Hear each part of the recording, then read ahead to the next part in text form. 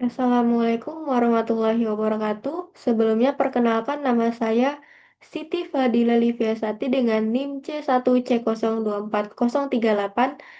Sebelumnya saya berterima kasih kepada Bapak Dr. Wirmi Eka Putra, SEMSI, selaku dosen pengampu, dan saya juga berterima kasih kepada teman-teman semua yang mau mendengarkan saya presentasi pada kali ini.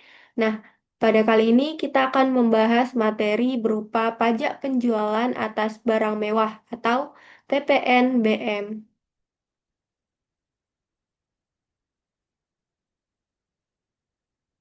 Baik, di sini ada pengertian dan dasar hukumnya sendiri. Nah, definisi dari PPNBM sendiri yaitu pajak yang dikenakan atas penyerahan barang kena pajak atau BKP yang tergolong mewah oleh pengusaha yang menghasilkan atau mengimpor barang tersebut.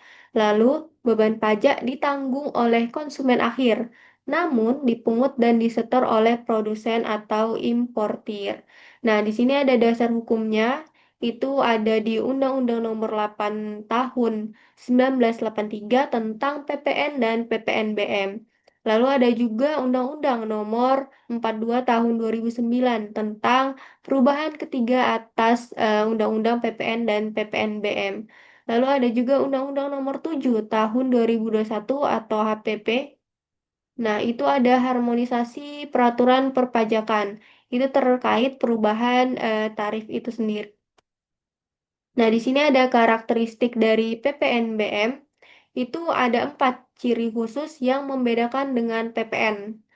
Nah, yang pertama ada pungutan tambahan, yaitu itu dikenakan bersamaan dengan PPN, bukan menggantikan PPN. Lalu yang kedua, hanya satu kali.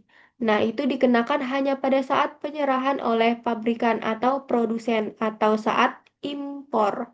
Nah, itu tidak dikenakan lagi pada rantai distribusi berikutnya.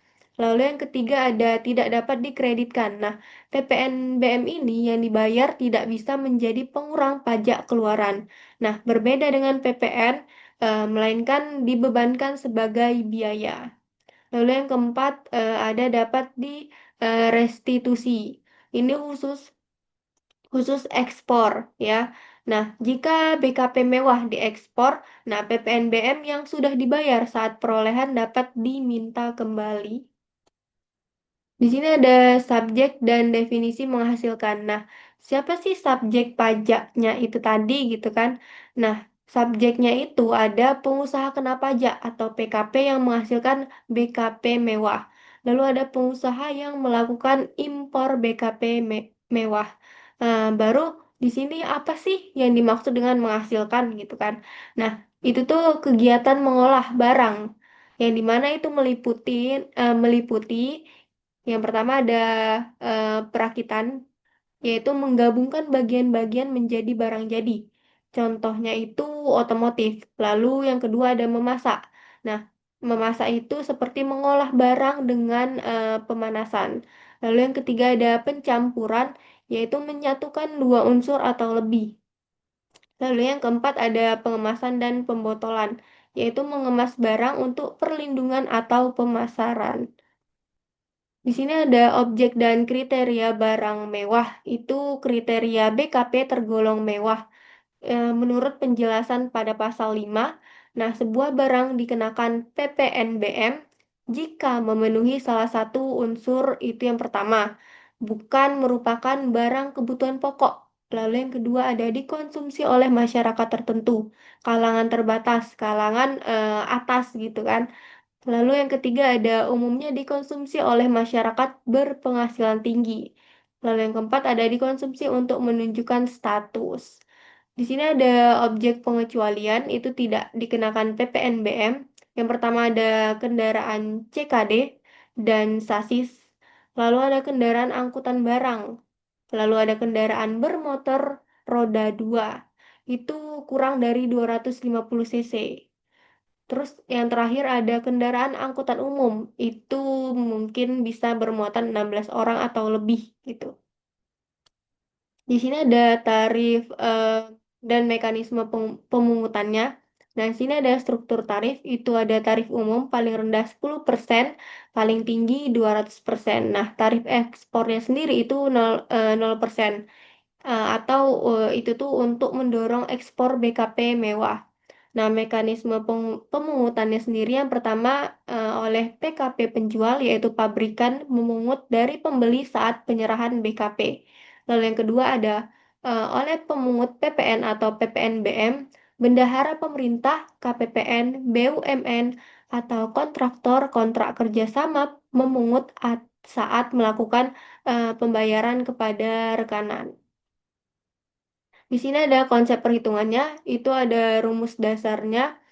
eh Maaf mungkin ada sedikit salah ini dikit tapi ya udah. Ini rumus dasarnya itu PPNBM terutang itu sama dengan dasar pengenaan pajak atau DPP dikali tarif PPNBM. Baru prinsip penting dalam perhitungan. Nah, PPNBM dihitung dari harga jual atau sebelum pajak atau nilai impor. Nah, PPNBM tidak dapat dikreditkan dengan PPNBM keluaran. PPNBM masukan dapat dibebankan sebagai biaya operasional. Lalu di sini juga saya akan mengasih sebuah contoh atau studi kasus gitu kan pada PT Mewah Jaya atau pabrikan ini ya, pabrikan. Dia menjual barang elektronik premium seharga 350 juta. Bahan baku dibeli seharga 200 juta. Itu termasuk komponen mewah. Nah, yang pertama itu saat pembelian bahan baku atau pajak masukan. Nah, PPN masukan sendiri kan tadi itu dikenakan tarif sebesar 11%. Itu jadinya itu sebesar 22 juta rupiah. Itu bisa dikreditkan. Lalu PPNBM itu masukannya kan tadi 20%. Nah, jadi totalnya itu sebesar 40 juta. Nah, itu tidak bisa dikreditkan. Itu masuk ke biaya modal. Lalu yang kedua ada saat penjualan barang jadi atau pajak keluaran di PPN keluaran itu yang 11% tadi itu jadinya sebesar 38.500. Baru di PPNBM sendiri itu PPNBM keluaran yang sebesar 20% itu sebesar eh, 70 juta rupiah. Nah, hasil perhitungan atau setoran pajak itu ada setoran PPN sendiri atau selisih keluaran dan masukan. Itu PPN keluaran itu sebesar 38.500 yang tadi, baru PPN masukan itu sebesar 22 juta. PPN kurang bayarnya itu sebesar 16.500. Baru ada setoran pada PPNBM atau penyetoran penuh. PPNBM keluaran itu sebesar 70 juta rupiah. Tadi baru ada PPNBM masukan itu sebesar 0 rupiah itu tak karena dia tidak dapat mengurangi. Lalu ada PPNBM kurang bayar itu sebesar 70 juta rupiah juga. Baik, kesimpulannya yang bisa saya ambil dari materi kali ini, yang dimana fungsi reguleran PPNBM itu efektif menekan pada pola konsumtif dan mewah. Nah, beban akhirnya itu konsumen menanggung biaya pajak ini sepenuhnya karena sifatnya yang tidak dapat dikreditkan di mata rantai berikutnya. Nah, pada kepatuhan sendiri itu pemahaman tentang kriteria barang seperti pengecualian kendaraan umum dan mekanisme satu kali pungut misalnya itu kan itu sangat krusial bagi pelaku usaha untuk menghindari kesalahan perpajakan itu tadi. Baiklah, mungkin hanya itu yang bisa saya sampaikan pada materi kali ini. Kurang lebihnya saya mohon maaf. Saya akhiri. Assalamualaikum warahmatullahi wabarakatuh.